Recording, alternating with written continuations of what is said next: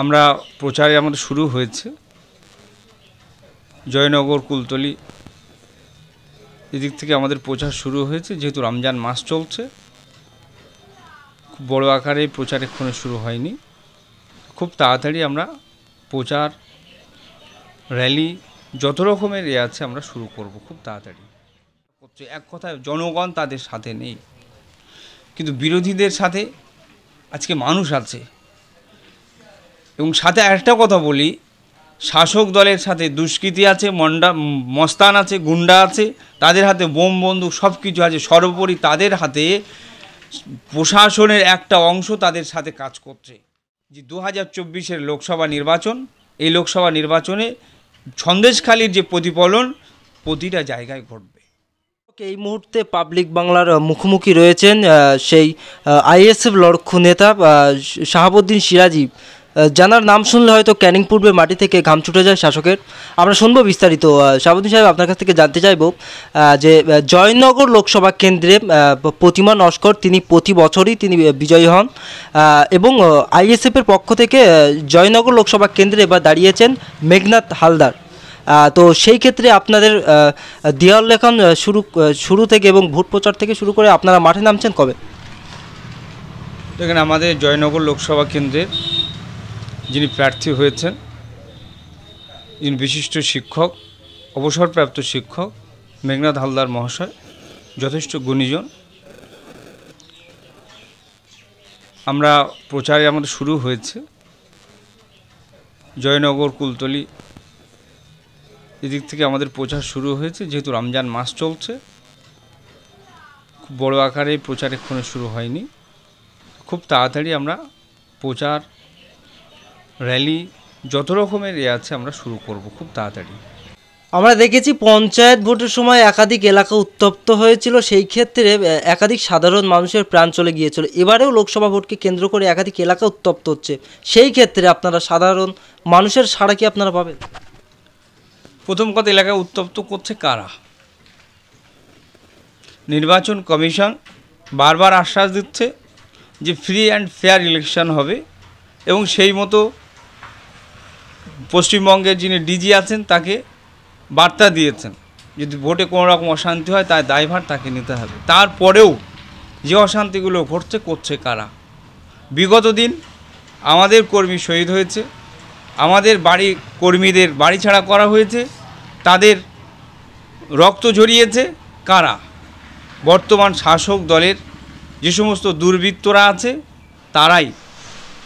কারণ শাসক দল ভয় পাচ্ছে ইন্ডিয়ান সেকুলার ফ্রন্টের আদর্শ যেভাবে মানুষ গ্রহণ করছে, এটা শাসক দলের মাথা ব্যথার কারণ হয়ে দাঁড়িয়েছে। সেই জন্য শাসক দল কোনো অবস্থায় চাচ্ছে না যে ফ্রি অ্যান্ড ফেয়ার ইলেকশন করতে। তাই তো তারা আইএসএফ তথা বিরোধীদের উপরে নির্বিঘ্নে অত্যাচার করছে। কিন্তু আমরা আশাবাদী, নির্বাচন কমিশন যে প্রতিশ্রুতি দিয়েছে, নির্বাচন কমিশন আন্ডারে যে প্রশাসন থাকবে, আশা করি তারা যথোপযুক্ত ব্যবস্থা নেবেন, মানুষকে বুথমুখী করতে তারা সর্বত ব্যবস্থা রাখবেন। এবং ইন্ডিয়ান সেকুলার ফ্রন্টের কর্মীরা ভোট দিতে পারেনি যারা, তারা উদ্গ্রীব হয়ে আছে, লোকসভা ইলেকশানে তারা নির্বিঘ্নে ভোট দেবে সমস্ত বাধাকে উপেক্ষা করেও। লোকসভা ভোটকে কেন্দ্র করে একাধিক তৃণমূল সমর্থক কর্মীরা বিভিন্ন এলাকায় দেয়াল দখল করে লিখছেন, এবং গতকাল দেখলাম এই লোকসভা ভোটকে কেন্দ্র করে আইএসএফ সমর্থক কর্মীরা তাঁরা যখন দেয়াল লিখছেন, একেবারে তৃণমূলের নেতারা সেই আইএসএফ কর্মীদের উপরে হামলা করে এবং তাঁদেরকে মারধর করে। এই বিষয়টা নিয়ে কি বলবেন? শাসক দলের পাশে মানুষ নেই, দেখেন ভাতা দিয়ে বা বিভিন্ন ছলে কলে মানুষের ঘর বন্ধ করে দেওয়া হবে যদি মিটিংয়ে না যায়।